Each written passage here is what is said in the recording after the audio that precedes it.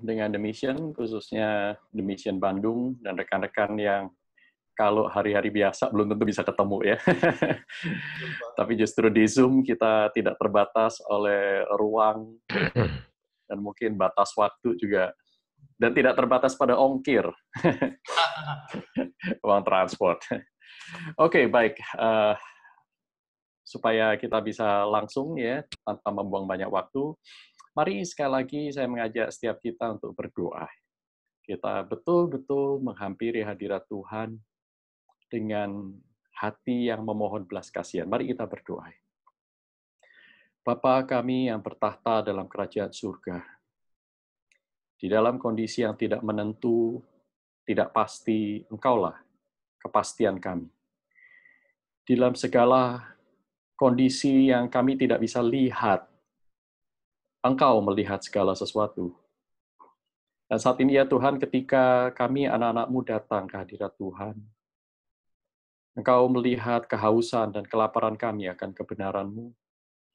Kami rindu Tuhan Kau sungguh-sungguh berbicara kepada masing-masing kami, tidak seorang pun terlewatkan, sehingga kami boleh mendengar suara-Mu, kebenaran-Mu boleh mencerahkan dan mencelikkan mata hati kami. Jiwa kami boleh Engkau sentuh Tuhan dengan kasih-Mu yang besar, yang tiada tara itu. Pimpin kami, getarkan hati kami sekali lagi, gerakkan kami untuk melangkah ke jalan Tuhan. Inilah kami, pakailah hamba-Mu yang lemah dan hina ini.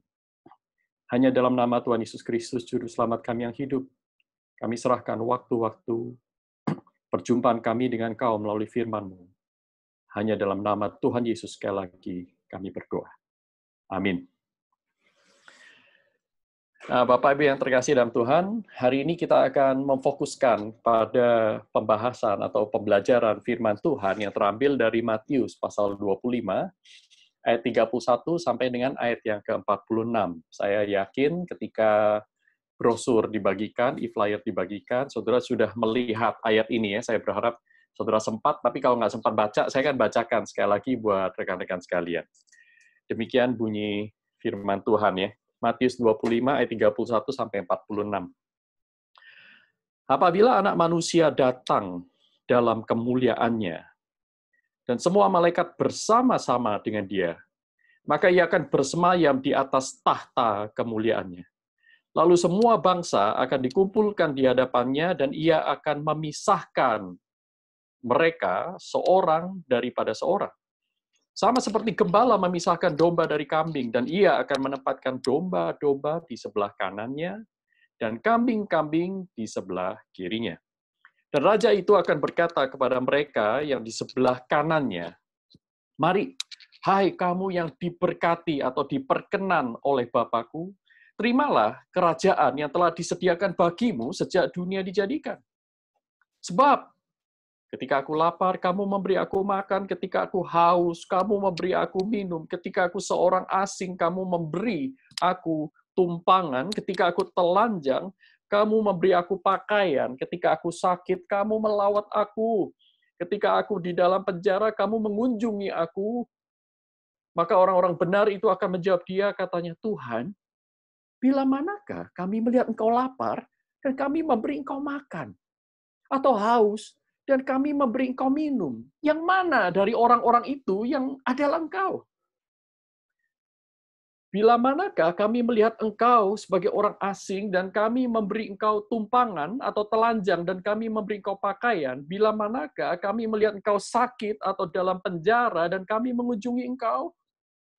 Dan raja itu akan menjawab mereka, "Aku berkata kepadamu, sesungguhnya, sesungguhnya, bukan seperti apa yang kata orang, bukan seperti apa kata buku ini, buku itu, sesungguhnya, aku berkata kepadamu, segala sesuatu yang kamu lakukan untuk salah seorang dari saudaraku yang paling hina ini, salah satu manusia dari yang Tuhan Yesus anggap sebagai sesamanya, ya, salah seorang dari saudaraku yang paling hina ini, paling kecil, paling tidak berharga ini, kamu telah melakukannya untuk aku." Dan ia akan berkata juga kepada mereka yang di sebelah kirinya, "Enyahlah dari hadapanku, hai kamu orang-orang terkutuk. Enyahlah ke dalam api yang kekal yang telah sedia untuk iblis dan malaikat-malaikatnya.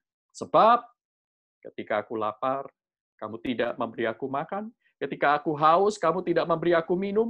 Ketika aku seorang asing, kamu tidak memberi aku tumpangan. Ketika aku telanjang, kamu tidak memberi aku pakaian. Ketika aku sakit dan dalam penjara, kamu tidak melawat aku." Lalu mereka pun akan menjawab dia, katanya, "Tuhan, bila manakah kami melihat engkau lapar atau haus, atau sebagai orang asing, atau telanjang, atau sakit, atau dalam penjara, dan kami tidak melayani engkau? Mana di antara orang-orang yang tidak kami layani itu sebenarnya adalah engkau?" Maka ia akan menjawab mereka, "Aku berkata kepadamu, sesungguhnya segala sesuatu yang tidak kamu lakukan untuk salah seorang dari yang paling hina ini, kamu tidak melakukannya juga untuk aku." Dan mereka ini akan masuk ke tempat siksaan yang kekal, tetapi orang benar ke dalam hidup yang kekal. Sampai di sini pembacaan firman Tuhan. Saya rindu jikalau saudara tetap membuka Alkitab Anda. Kalau Anda menggunakan HP untuk Zoom, pakai HP yang lain untuk buka Alkitab, atau buka Alkitab hard copy seperti yang saya lakukan. Saudara, tidakkah Anda tergetar ketika membaca bagian ayat Alkitab itu?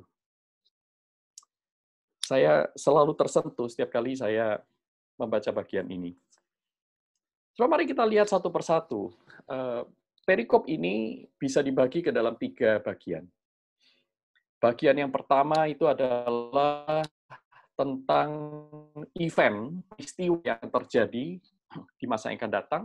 Bagian yang kedua adalah respons atau sikap sang raja atau anak manusia itu, yaitu Kristus itu, kepada orang-orang yang diperkenan oleh Bapa, yang diberkati, yang disimbolkan di sana berada di sebelah kanan, disamakan dengan domba dan bukan kambing. Di dalam Perjanjian Baru kita melihat bahwa domba itu mempunyai privilege ketimbang kambing. Sebelah kanan juga lebih daripada kiri. Saya tidak ingin mengatakan, oh kalau gitu nanti segala sesuatu harus taruh di kanan. Bukan ya. Bagaimana dengan yang kidal? Tentu maksudnya bukan seperti itu. Tetapi ini simbol bahasa Alkitab ya, yang menunjukkan bahwa kanan itu artinya tempat yang diperkenan. Artinya ini orang-orang yang diperkenan. Nah, itu bagian yang kedua akan berbicara tentang orang-orang yang diperkenan, bagaimana Allah menilai hidup mereka, sementara bagian yang ketiga adalah bagaimana Allah menilai orang-orang yang tidak diperkenan oleh Dia, orang yang dikatakan pembuat kejahatan. Dan mereka akan masuk dalam tempat siksaan yang kekal. Nah, saudaraku, ada beberapa hal yang saya ingin bagikan kepada Anda.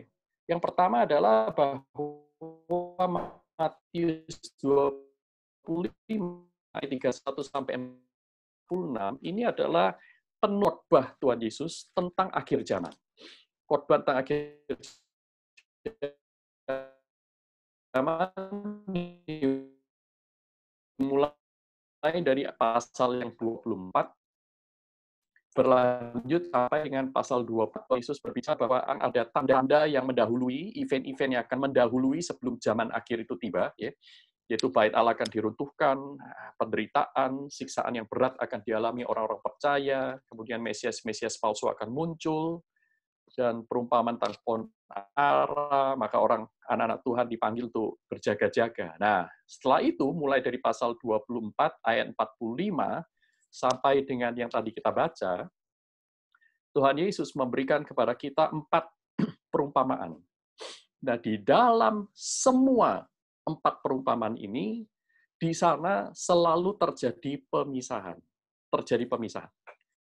Nah, mulai dari pemisahan antara hamba yang setia dengan hamba yang jahat. Yang kedua itu gadis bijaksana dengan gadis-gadis yang bodoh. Kemudian yang ketiga adalah perumpamaan tentang talenta. Hamba yang menggunakan talenta dengan bertanggung jawab, mendengar perintah tuannya dan melakukan melakukan perintah tuannya, dan mereka yang tidak melakukan karena memang tidak yang sungguh melakukan. Bukan perumpamaan lagi ini lebih kepada sebuah nubuatan, saudaraku ya. Yaitu penghakiman terakhir yang ditunjukkan dari 3 perumpamaan sebelumnya. Yaitu bahwa nanti suatu saat anak manusia itu akan datang. Nah, saudara, ini menarik sekali. Yang Tuhan Yesus katakan ini sebenarnya adalah sebuah klaim bahwa dialah sang anak manusia yang dijanjikan itu. Kalau kita membaca narasi dalam kitab Matius, kita akan melihat bahwa Yesus adalah sang anak manusia. He is the Son of God. Ya. Maka kata anak manusia muncul banyak di dalam Matius. Nah, saudaraku, mengapa anak manusia? Apa artinya anak manusia? Bukankah saudara dan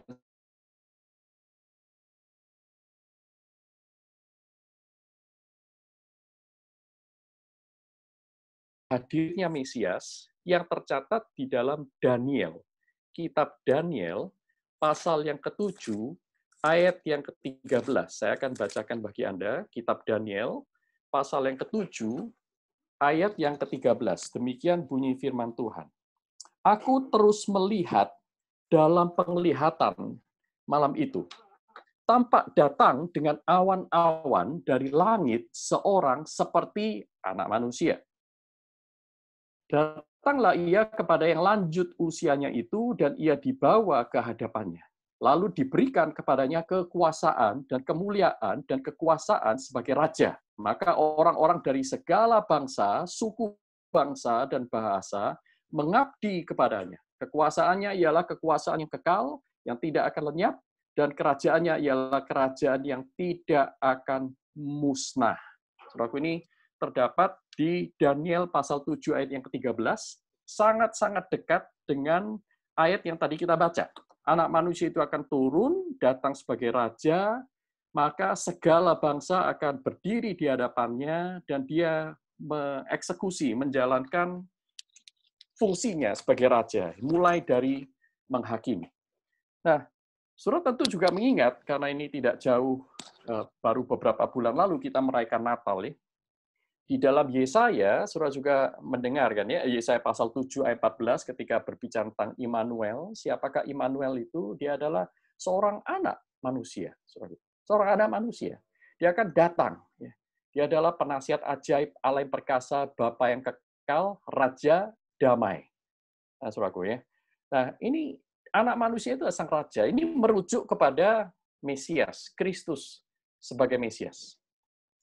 Nah, kemudian dalam Yohanes pasal 1, kita melihat bahwa firman itu menjadi manusia. Nah, dia adalah anak, sang anak. Tidak seorang pun melihat Bapa, tetapi anak yang duduk di sebelah Bapa yang akan menyatakannya. Jadi, jelas sekali bahwa yang dimaksud oleh Tuhan Yesus ini adalah dirinya. Dia adalah apabila anak manusia datang dalam kemuliaannya. Tapi apakah ini kedatangan yang pertama? Jelas tidak.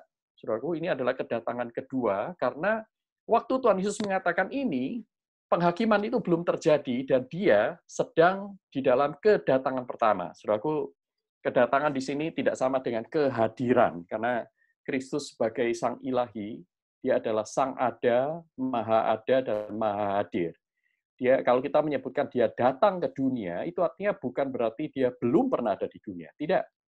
Tetapi dia datang ke dunia di dalam menjalankan fungsinya sebagai Mesias. Itu dia baru datang pertama kali. Tetapi secara eksistensi, keilahiannya dia selalu ada di dunia. Bahkan dunia diciptakan di dalam dia ada di dalam segala sesuatu, ya, dan dia menopang segala sesuatu yang ada. Jadi dia selalu ada. Nah, tetapi ini merujuk kepada kedatangan yang berikutnya, kedatangan di zaman akhir. Sesuatu yang pasti akan terjadi. Nah, saudaraku, sesuatu yang pasti akan terjadi. Nah, saudara, apa yang akan terjadi di sana? Dia, Sang Kristus, akan memisahkan semua bangsa. Ke kiri dan ke kanan. Hanya ada 2 kelas, tidak ada yang di tengah-tengah, saudaraku. Yang ini kambing, yang sebelah kanan domba. Nah, yang tengah-tengah ini persilangan kambing dengan domba. Tidak terjadi, saudaraku. Tidak ada seperti itu. Hanya ada 2 macam, saudaraku. sahabat Allah atau musuh Allah, hamba Tuhan yang baik dan setia atau hamba yang tidak baik dan setia, ya. Anak Allah atau anak setan. Ya, jadi jangan, saya berharap saudara tidak lagi menggunakan kata, oh dia ini loh hamba Tuhan. Nah, saudaraku ya hati-hati ya dengan menggunakan istilah itu. Karena kalau kita bertanya kembali, oke, kalau dia hamba Tuhan, kamu hamba siapa? Gitu ya. Kalau sebenarnya semuanya adalah hamba Tuhan. Karena hanya ada dua pilihan, saudaraku. Hamba Tuhan atau hamba hantu. Ya, saudara pilih yang mana? Gitu. Hanya ada dua macam. Nah, saudaraku, sesuatu saat akan dipisahkan. Nah, ini inti pesan dari bagian pertama dalam perikop yang kita baca. Sang anak manusia, Kristus, akan datang sebagai raja, dia akan menghakimi, dia akan memisahkan semua bangsa, tidak terkecuali, ke dalam dua kubu.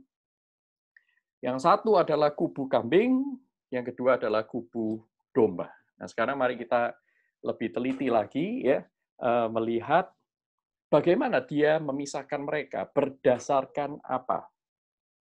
Nah, saudaraku, ternyata Allah memisahkan mereka itu berdasarkan perbuatan. Perbuatan. Apa yang mereka lakukan dan apa yang tidak mereka lakukan. Jangan cepat-cepat mengambil kesimpulan bahwa saya sedang mengajarkan Injil perbuatan baik. Tahan dulu, ya. Mari kita lihat, membaca apa yang Alkitab ajarkan kepada kita. Nah, saudaraku, ternyata Tuhan Yesus menilai atau menghakimi saudara dan saya dan semua orang di seluruh dunia ini tanpa terkecuali itu berdasarkan apa yang sudah dilakukan. Pertama, berdasarkan apa yang kita lakukan, dan kedua, lebih teliti lagi, apa yang sudah kita lakukan, saudaraku. Nah, saudaraku, bukan berdasarkan apa yang akan kita lakukan yang nggak keburu, bukan berdasarkan apa yang sebenarnya mau kita lakukan di dalam hati, tapi nggak pernah muncul dalam tindakan, juga bukan pula berdasarkan apa yang sebenarnya mampu kita lakukan, tetapi kita tidak sempat lakukan. Bukan berdasarkan potensi, tetapi berdasarkan apa yang kita sudah lakukan. Bahkan, saudaraku, bukan berdasarkan apa yang kita tahu. Sama sekali tidak disebutkan di sini. Bukan berdasarkan apa yang kita tahu. Nah, jadi mereka ini, orang-orang yang berada di sebelah kanan, disebut Tuhan, marilah, ya, hai engkau yang diberkati oleh Bapakku. Inilah orang-orang yang sebenarnya diberkati oleh Bapa. Nah, orang yang dikenan, orang yang diberkati adalah tidak lain para pelaku firman. Para pelaku firman. Nah, saudaraku, jadi kita bisa lihat bahwa, oh ternyata pelaku firman itu tidak hanya mereka yang rajin datang ke gedung gereja. Ternyata tidak, bukan masalah berapa banyak saudara dan saya transfer uang untuk persembahan. Bukan berarti semuanya itu tidak penting, saudaraku. Tetapi ternyata bukan cuma itu. Ada sesuatu yang lebih esensial. Nah, saya ingin saudara membaca Yesaya 58, Yesaya 58, ayat 6 sampai dengan ayat yang ke-7. Ini yang sangat dekat dengan apa yang Tuhan Yesus katakan dalam Matius 25 ini. Yesaya 58, ayat 6 sampai dengan ayat yang ke-7. Yesaya 58 ayat 6 sampai dengan ayat ke-7. Kalau saudara sempat membaca ya, saudara berikan tanda, nanti saudara bisa baca sendiri satu pasal ini.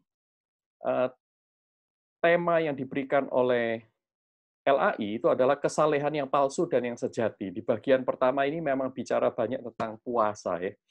Nah, saya karena waktu, saya hanya membaca ayat yang ke-6 sampai ayat yang ke-7 seperti ini. Bukan berpuasa yang ku kehendaki ialah supaya engkau membuka belenggu-belenggu kelaliman dan melepaskan tali-tali kuk, supaya engkau memerdekakan orang yang teraniaya dan mematahkan setiap kuk, supaya engkau memecah-mecah roti bagi orang yang lapar dan membawa ke rumahmu orang miskin yang tak punya rumpah, memberi tumpangan ya, Dan apabila engkau melihat orang telanjang, engkau memberi dia pakaian. Dan tidak menyembunyikan diri terhadap saudaramu sendiri. Saudara, paralelnya, saudara nggak mungkin kelewatan. Beberapa poin ini sangat jelas sekali, letterlux Tuhan Yesus seolah-olah mengutipnya langsung. Yesaya 58 ayat 6-7. Saudara perhatikan, oh ternyata yang Tuhan Yesus maksud itu seperti itu. Ya. Nah, kemudian, saudaraku, perhatikan juga Zakaria pasal yang ke-7. Zakaria itu kitab kedua terakhir dari Perjanjian Lama sebelum Maleaki, ya. Zakaria pasal 7 ayat 9 dan ayat yang ke-10. Di sana mengatakan demikian, bukankah ini firman, Zakaria 7 ayat 9-10. Beginilah firman Tuhan semesta alam. Laksanakanlah hukum yang benar dan tunjukkanlah kesetiaan dan kasih sayang kepada masing-masing. Janganlah menindas janda dan anak yatim, orang asing dan orang miskin, dan janganlah merancang kejahatan dalam hatimu terhadap masing-masing. Jangan menindas janda, anak yatim, ada unsur social justice di sana, keadilan. Nah, saudaraku, oke, jadi apakah kita bisa mengatakan begini, kalau saya memberi makan orang yang lapar, memberi minum orang yang haus, apakah saya pasti diselamatkan? Nah, pertanyaan begitu. Apakah saya pasti diselamatkan? Nah, saudaraku, tidak semudah itu. Ternyata yang Tuhan Yesus ajarkan ini bukan semata-mata sebuah resep. Ya. Tetapi bagian yang kedua, ya, ajarkan kepada kita, ini penting, saudara. Ya, penting. Karena Tuhan Yesus berkata, standar untuk melakukannya itu dari Tuhan sendiri, bukan asal melakukan, bukan asal lakukan social justice, bukan. Itu penting, tetapi bukan asal-asalan, ada sesuatu di dalam yang seharusnya menjadi motif mengapa orang tersebut lakukan. Nah, maka Tuhan Yesus explain, Tuhan Yesus menjelaskan. Dengan perumpamaan itu, nanti orang-orang yang di sebelah kanan itu Tuhan Yesus berkata, waktu aku lapar, kau beri makan. Waktu aku minum, kau berikan waktu aku haus, kau berikan minum. Telanjang, berikan pakaian. Aku di penjara, kau melawat, dan seterusnya. Maka orang ini akan bertanya, Tuhan, bila manakah kami melihat Engkau berada dalam kondisi itu? Artinya apa, saudaraku? Artinya apa? Orang ini memang sudah mempunyai habitus, ya, mempunyai habit. Atau bukan hanya habit, ini adalah gaya hidupnya, ini adalah karakternya untuk menolong orang-orang di sekitarnya. Nah, berarti, saudaraku, orang-orang yang mempunyai karakter ini adalah hidup yang sudah diubahkan. Bukan melakukan karena untuk memanipulasi Tuhan. Bukan, saudaraku. Jadi ini bukan Injil perbuatan baik. Tetapi orang yang memang hidupnya adalah berbuat kasih. Nah, di dalam 1 Yohanes kita tahu bahwa bukan kamu yang mengasihi aku terlebih dahulu, tetapi aku yang mengasihi kamu terlebih dahulu, maka kamu baru bisa mengasihi. Rasul Yohanes juga melanjutkan, barang siapa yang lahir dari Allah, mengasihi. Nah, ini saudara penting ya. Barang siapa yang lahir dari Allah, mengasihi. Jadi, siapa orang-orang di sebelah kanan ini? Yaitu mereka yang mengalami kehidupan yang sudah diubahkan oleh Tuhan. Sehingga dengan kasih dari Allah itu, mereka mengasihi Allah dengan mengasihi sesamanya. Itulah sebabnya Tuhan Yesus hanya katakan kepada orang-orang di sebelah kanan dan tidak mengatakan orang-orang di sebelah kiri, yaitu istilah saudara. Apapun yang segala sesuatu yang kamu lakukan kepada saudaraku yang paling kecil ini, kamu lakukan untuk aku. Kepada saudaraku. Artinya, saudaraku, orang-orang ini mempunyai motif melihat orang-orang yang lain sebagai sesama manusia. Ingat, anak manusia itu adalah manusia, menjadi manusia. Maka dia mengatakan, anak manusia itu menjadikan semua orang itu menjadi sesamanya manusia, menjadi sesama saudara. Maka ketika orang-orang yang diberkati ini mengasihi sesamanya manusia, berarti mereka menempatkan diri sebagai sesama dari Tuhan Yesus, dan Tuhan Yesus juga menempatkan diri sebagai sesama dari orang-orang yang mengalami kesulitan. Saudara, tentu ingat dengan Lukas pasal 15, bukan? Orang Samaria yang baik hati, ya, istilah yang sama dikatakan di sana. Orang Farisi itu bertanya, siapakah sesamaku manusia? Apa jawab Tuhan Yesus di sana? Tuhan Yesus berkata bahwa Tuhan Yesus bertanya, menurut kamu siapakah sesama manusia itu? Nah, kemudian orang Farisi itu pun tahu bagaimana menjawab dengan benar. Dia berkata, yaitu orang yang menunjukkan belas kasihan kepada orang lain. Belas kasihan. Ada solidaritas. Ada hati yang lembut yang digerakkan oleh kasih untuk bertindak. Nah, saudaraku, ini tidak bisa orang sembarangan. Yang seperti ini tidak bisa penyembah setan. Hanya yang lahir dari Allah mengasihi Allah. Tetapi kita kan masih ragu ya, betul ya. Lalu bagaimana dengan orang yang sangat dermawan seumur hidupnya? Apakah mereka itu pasti diselamatkan? Nah, saudaraku perhatikan di sini ya. Tuhan Yesus memberikan kepada kita sebuah parameter yang lain, sebuah pengukur yang lain. Saudara perhatikan, apapun segala sesuatu yang kamu lakukan kepada saudaraku yang paling hina ini. Nah, saudaraku, kata paling hina itu menggunakan kata helakistos ya. Helakistos artinya the least, the smallest, the most little one. Ya, yang paling kecil, paling hina, yang paling tidak signifikan, atau dengan kata lain, yang tidak mungkin membalas perbuatan kita. Nah, saudaraku, Tuhan Yesus berkata, kalau orang tersebut, seseorang, melakukan dengan kasih, maka dia tidak akan berharap mendapatkan balas jasa atau balas budi.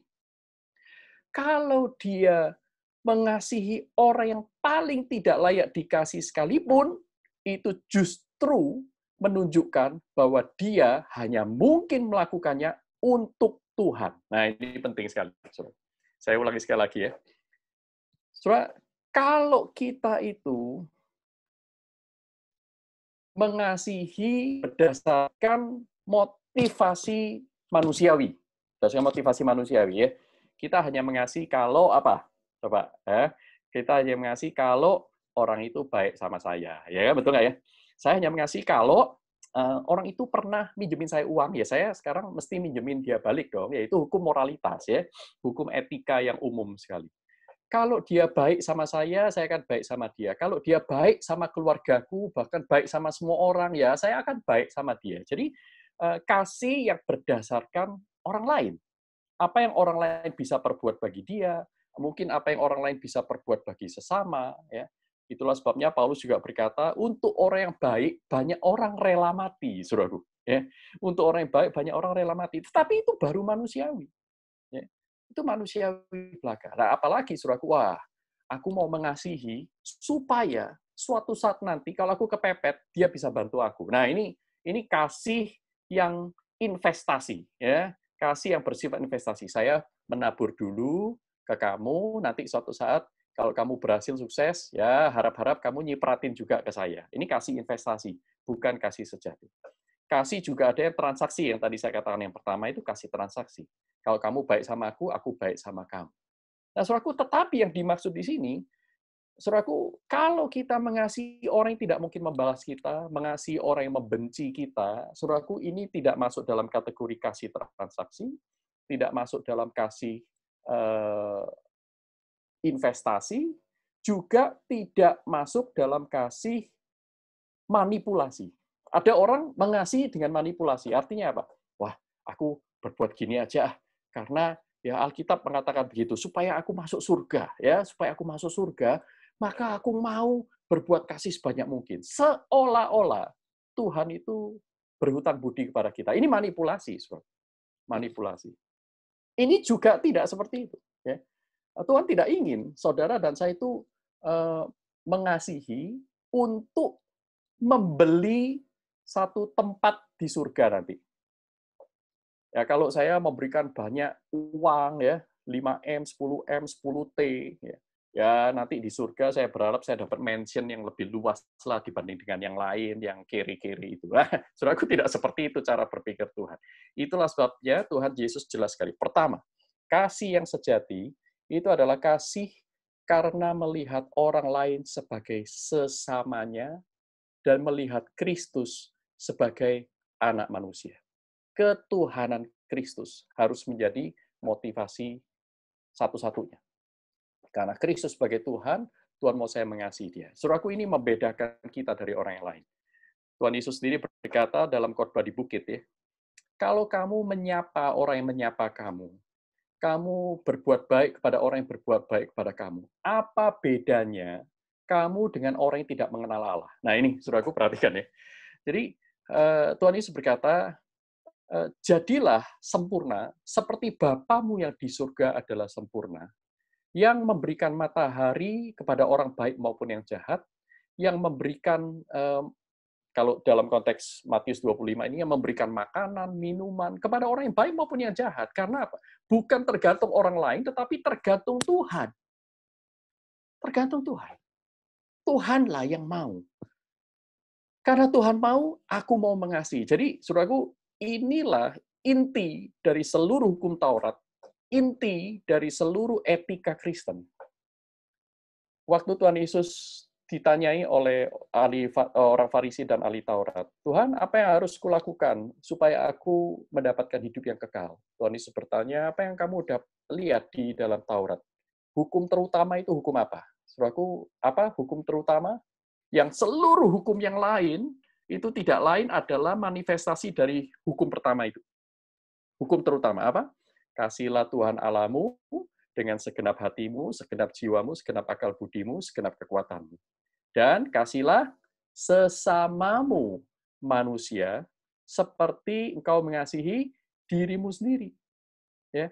Nah, saudaraku, dua hukum terutama ini adalah sebuah standar yang Alkitab ajarkan kepada kita. Dan kita tidak mungkin bisa melakukannya jikalau Allah tidak melahirbarukan kita. Kalau kita tidak lahir dari Allah, kita tidak bisa mengasihi. Jadi, saudara, ini hal yang sangat penting, sehingga, saudaraku, kasih kita kepada Tuhan, kalau saudara ingin tanya, kasih kita kepada Tuhan itu sebesar apa sih? Nah, Tuhan memberikan kepada kita ini sebuah indikator, sebuah pengukur. Kasih kita kepada Tuhan diukur bukan ketika kita mengasihi orang lain yang baik sama kita. Sekalipun itu bisa juga dari kasih Tuhan, tetapi itu masih belum jelas. Blur, saudara ya. Karena kita bisa mengasihi orang yang baik sama kita hanya karena alasan manusiawi, bukan karena kita memenuhi perintah Tuhan. Bukan, tidak selalu. Nah, maka, saudaraku, kasih kita kepada Tuhan itu diukur dari kasih yang kita lakukan di dalam kondisi yang sangat-sangat kepepet dan tidak menguntungkan. Yaitu di dalam bagian ini Tuhan Yesus berkata, ketika engkau mengasihi saudaramu yang paling kecil, itu kamu lakukan untuk aku. Karena apa? Kalau bukan untuk Tuhan, kita nggak mungkin melakukannya. Kalau bukan untuk Tuhan, saudara dan saya nggak mungkin melakukan. Nah, saudaraku, maka penting sekali buat kita saat ini untuk memikirkan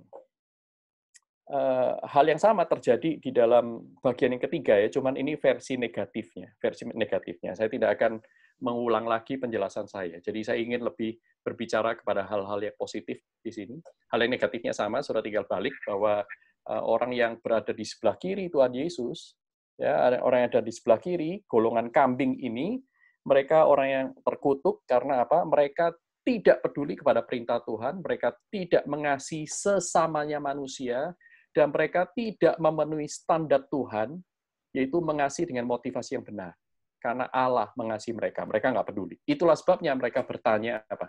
Tuhan, kapankah, bila manakah engkau itu lapar dan kami tidak beri kau makan?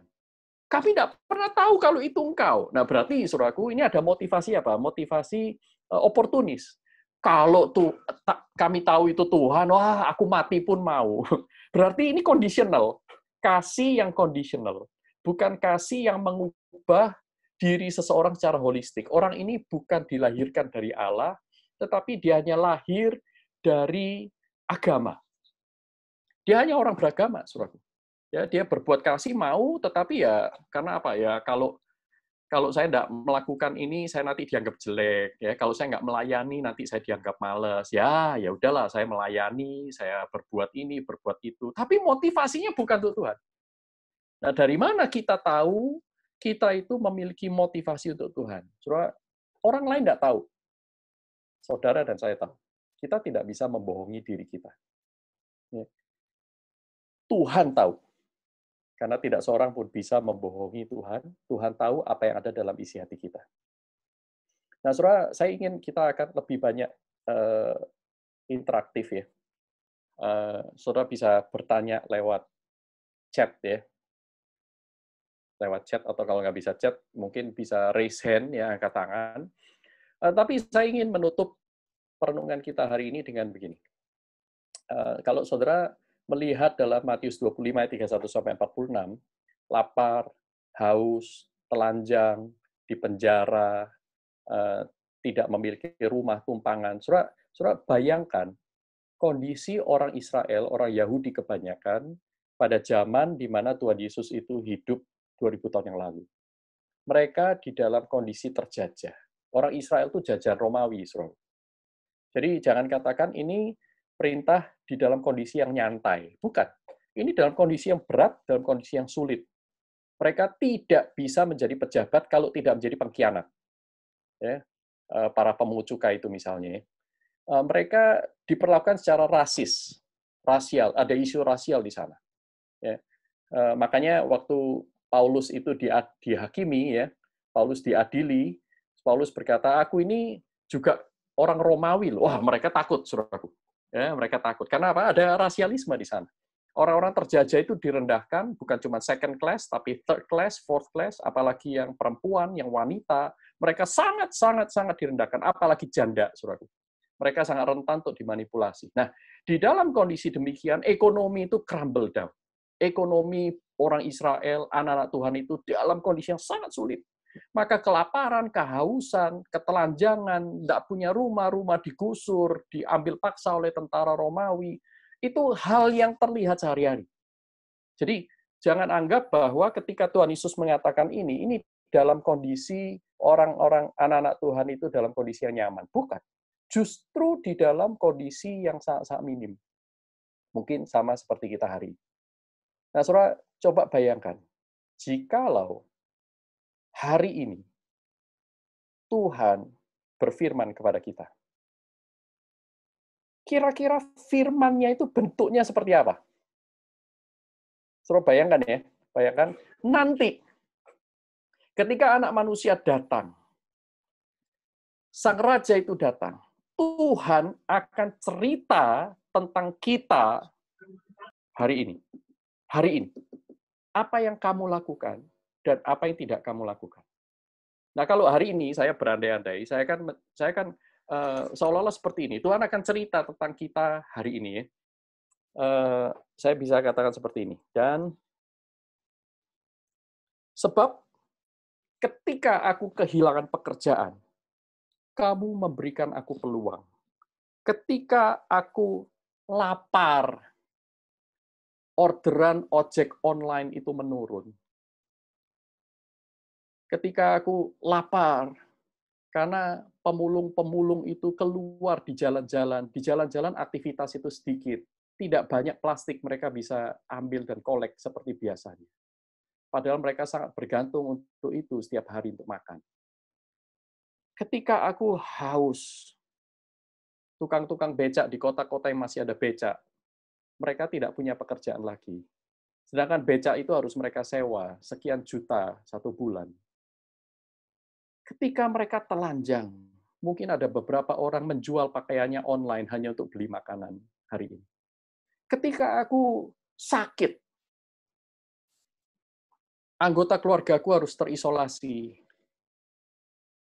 Aku mengalami kesulitan besar. Aku harus hidup dengan suamiku yang abusive, suka main tangan. Tetapi pada saat yang sama aku nggak bisa keluar. Aku nggak bisa pulang ke kampung halaman. Pada saat anak-anak itu berteriak home learning, aduh ternyata guruku, mama papaku lebih galak daripada guru-guruku. Apa yang kita lakukan? Ketika suami kita stres, pekerjaannya terancam hilang, keuntungan harus dipangkas habis-habisan, kemungkinan pilot, bangkrut.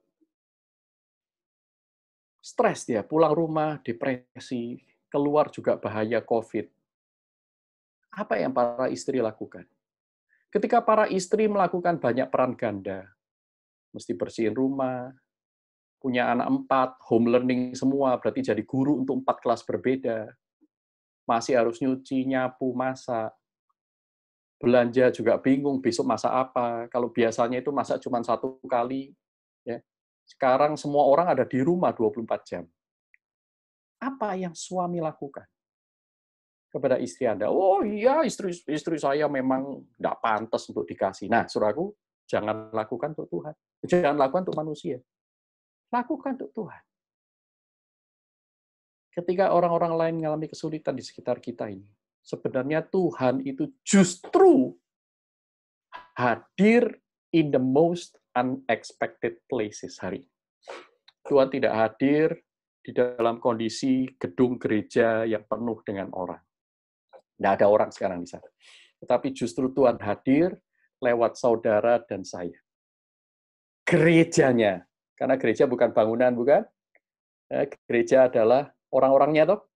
Nah, sekarang kalau Tuhan mau hadir merestorasi keluarga Anda, Tuhan mau hadir merestorasi tetangga-tetangga kita yang belum pernah mengenal Tuhan lewat diri Anda dan saya, mereka yang terisolasi, mereka yang kehilangan pekerjaan, apa yang akan Anda lakukan? Apa yang akan Tuhan ceritakan tentang kita hari ini?